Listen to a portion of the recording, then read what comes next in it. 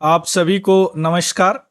Gender budget इस बार का जो इंटरिम बजट पेश हुआ है, जो निर्मला सीतारमण हमारे फाइनेंस मिनिस्टर द्वारा पेश किया गया है। इंटरिम बजट जो इलेक्शन ईयर होता है उसमें पेश किया जाता है। आफ्टर इलेक्शन जो पूर्ण बजट जो कंप्रहेंसिव बजट पेश किया जाता है, उस बजट में जेंडर बजट का एलोकेशन अब तक का सबसे ज्यादा है। यानी जब से जेंडर बजट शुरू हुआ, यानी लिंग आधारित जो बजट है उसमें सबसे ज्यादा है। तो इस वीडियो के माध्यम से हम जानने का प्रयास करेंगे सबसे पहला कि यह जेंडर बजट होता क्या है, इसका क्या फायदे हैं। दूसरी बात कि जेंडर बजट कब शुरू हुआ, इसमें एलोकेशन एक्सपेंडिचर कैसे एस्टिमेट किए जाते हैं, ये सारे चीज इस वीडियो के माध्यम से हम जानने का प्रयास करेंगे। चलिए शुरू करते हैं न्यूज। लेकिन उससे पहले अगर आप नए हैं और इस वीडियो को देख रहे हैं तो प्लीज इस चैनल को सब्सक्राइब कीजिए। चलिए क्यों यहाँ न्यूज में है। इस जेंडर बजट जो एलोकेट किया गया है इस बार वह 3 लाख करोड़ है। 3 लाख करोड़ है मीन्स पिछले साल से लगभग 6.5% टोटल एक्सपेंडिचर का है। यानी टोटल जो भी एक्सपेंडिचर है उसका 6.5% केवल जेंडर बजटिंग है।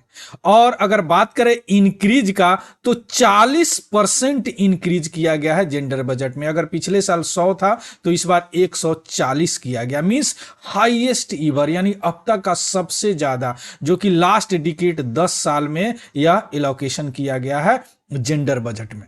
जब फाइनेंस मिनिस्टर पेश कर रही थी इंटरिम बजट 1 फरवरी को, तो उन्होंने इस एक नोट दिया था नारी शक्ति। और दूसरी बात, जो हमारी फाइनेंस मिनिस्टर निर्मला सीतारमण है, यह लॉन्गेस्ट सर्विंग यानी अभी तक का सबसे ज्यादा दिन तक वोमेन फाइनेंस मिनिस्टर है, केवल वोमेन पोर्टफोलियो लेते हुए।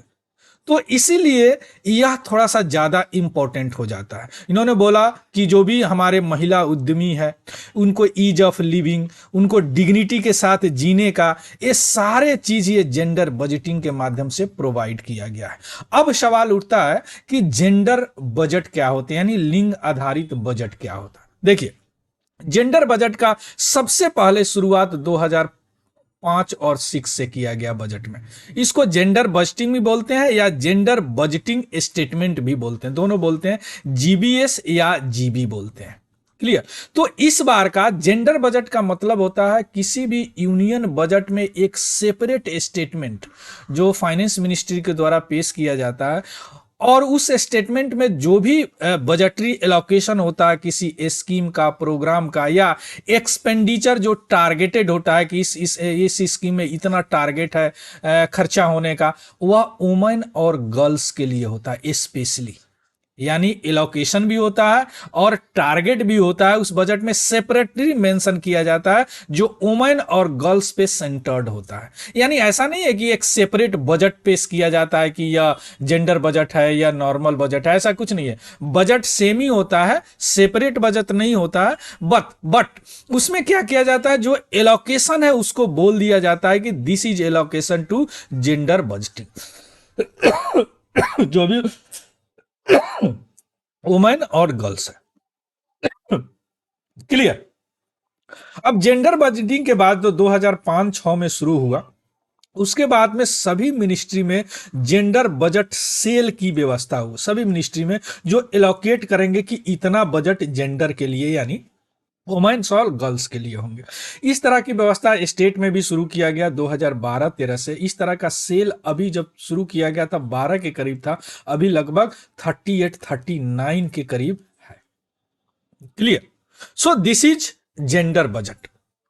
अब यहां पे देखिए कितना जियांत लीप किया, कितना तेजी से बढ़ा है यह बजट। जो 2005-6 में 4-5 में इतना था, 2024-25 में इतना है। यहां देखिए एलोकेशन कितना तेजी से बढ़ा है ना। अभी क्या है, 3 लाख यानी 3.9 लाख के करीब यह पहुंच चुका है। अब सवाल उठता है कि यह बजट 2 पार्ट में होते हैं। एक दो बजट पेश किया जाता है जो जेंडर बजट, जो सेपरेट स्टेटमेंट मेंशन किया जाता है फाइनेंस मिनिस्टर द्वारा। इसके 2 पार्ट्स होते हैं। एक पार्ट तो वह होता है जिसमें वो सारे प्रोग्राम होते हैं जो कंप्लीटली वोमेन और गर्ल्स के लिए होते हैं, महिलाएं और लड़कियों के लिए होते हैं। एक तो पार्ट ए हो गया। दूसरा पार्ट होता है जिसमें वो सारे प्रोग्राम होते हैं जो कि मिले जुले होते हैं, यानी उसमें महिलाएं भी होते हैं, पुरुष भी होते हैं, बच्चे भी होते हैं, गर्ल्स भी होते हैं, लेकिन उसमें से कम 30% जो भी बजट होता है 30% केवल वुमेन सेंट्रिक होता है, यानी 100 रुपया है उसमें से 30 रुपया जो है केवल वुमेन्स और गर्ल्स के लिए होगा।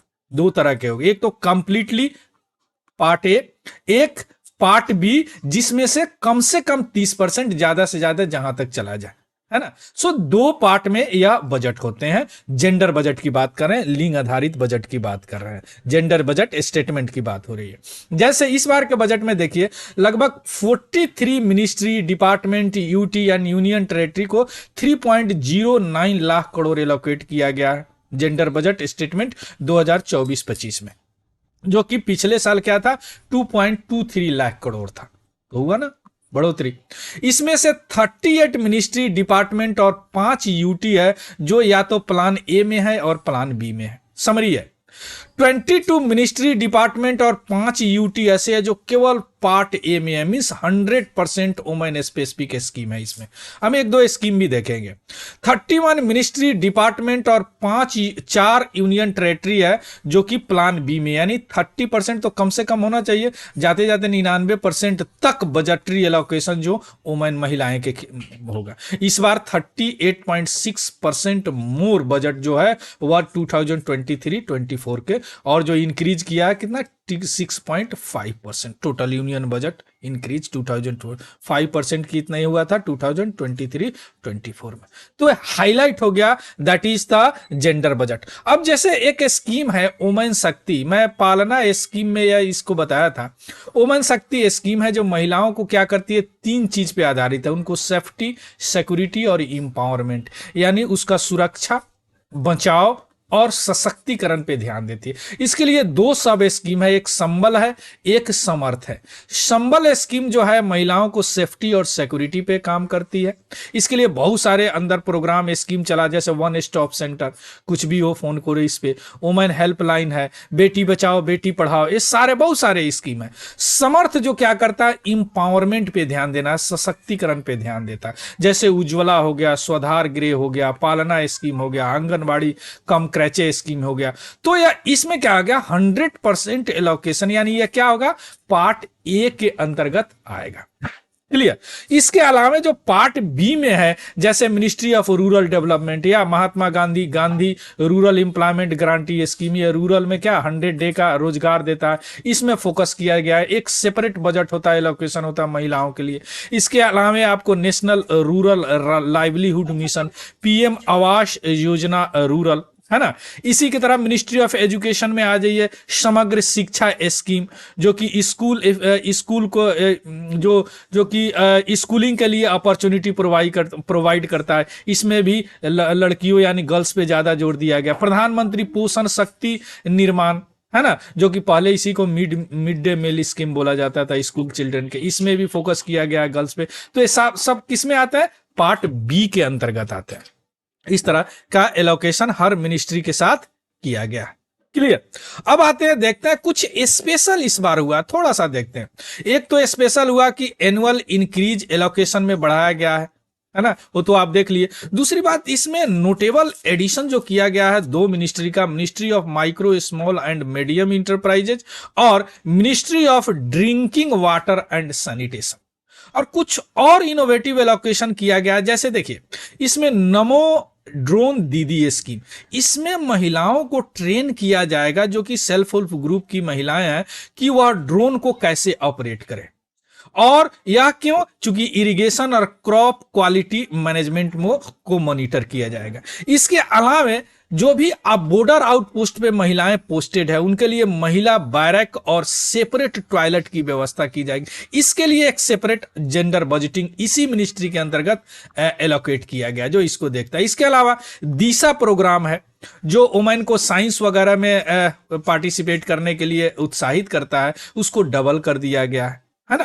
तो ये सारी चीज बड़ा यूनिक हो गया। इसके अलावा प्रधानमंत्री श्रम योगी मान धन है है ना, यह पेंशन स्कीम है, इसमें जो ओल्ड एज वर्कर है, इसमें महिलाओं को, जो ओल्डर वुमेन वर्कर है, इन पे फोकस किया, सेपरेट बजट दिया गया। इसके अलावा पीएम विश्वकर्मा स्कीम है, उसमें स्किल ट्रेनिंग की बात किया गया है, जो महिलाएं उद्यमी है। आ रहा समझ में? इस तरह का इसमें बहुत सारे नए नए एलिमेंट इस बार जोड़े गए हैं। क्लियर? लेकिन अभी भी सारे मिनिस्ट्री इसके अंतर्गत नहीं है, अभी भी सारे। अब इसमें क्या, इस जेंडर बजटी में क्या करें कि मोर इफेक्टिव हो, तो इसके लिए क्या करेंगे, सबसे पहले आप जेंडर एनालिसिस करना होगा। तो नीड टू शुड या एक जेंडर एनालिसिस की जरूरत है इसमें, है ना। नेशनल और सब नेशनल पॉलिसीज पे लीगल फ्रेमवर्क होना चाहिए। इसके अलावा जो भी एसेस और adequacy of the budget allocation है, उसको जेंडर रेस्पॉन्सिव पॉलिसी और प्रोग्राम में थोड़ा सा चेंज करना पड़ेगा, है ना। इसके अलावा जेंडर बेस्ड इंपैक्ट असेसमेंट आपको करना पड़ेगा कि यह जो प्रोग्राम है, इसमें इतना पैसा खर्च, इसका क्या इंपैक्ट हो रहा है। बेनिफिशरी जो है, जो लाभ उठा रहे हैं, उनके नीड को असेसमेंट करना पड़ेगा। इन सारी चीज करने के बाद यह जेंडर बजटिंग और इफेक्टिव हो सकता है। So this is all about the news. इसका पीडीएफ हमारे Telegram channel Tiwari general study से आपको मिल जाएगा, वहां से देख लीजिएगा और उसको भी सब्सक्राइब कर लेंगे। So thank you, have a good day and happy learning. Thank you very much.